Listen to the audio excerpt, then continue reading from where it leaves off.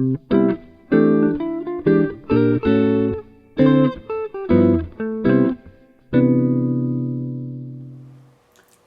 I'm Leah Thayer. Today on the Acceleration Conversation, we're going to talk about characteristics for students who are ideal candidates for whole grade acceleration.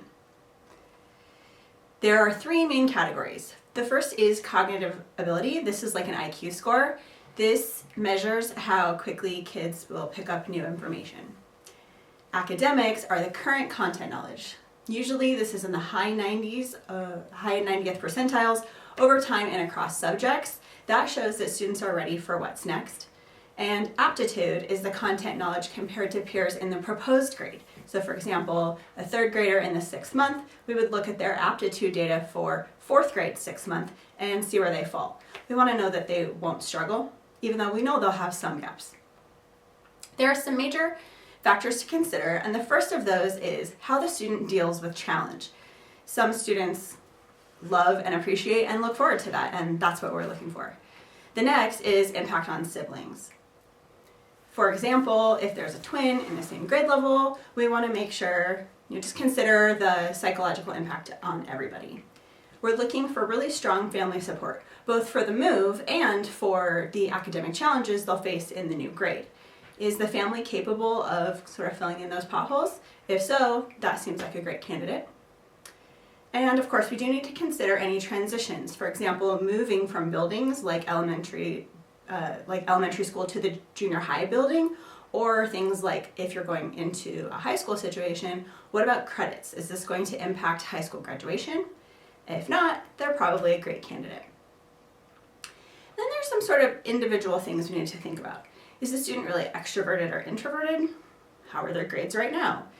Are they showing academic responsibility and like they're ready to handle more?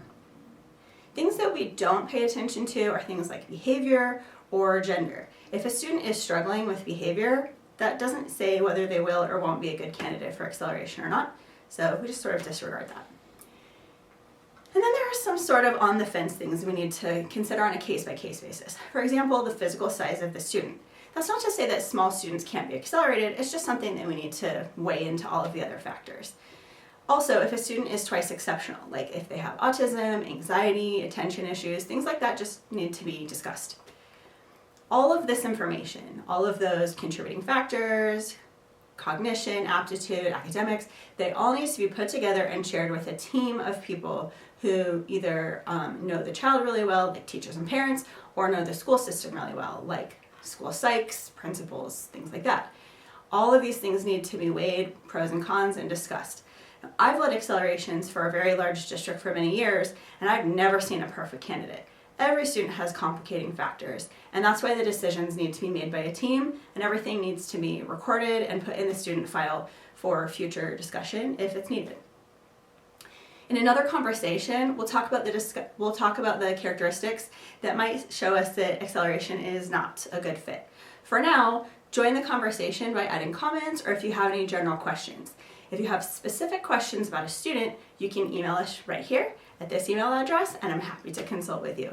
In the meanwhile, talk with you soon. Thank you for joining.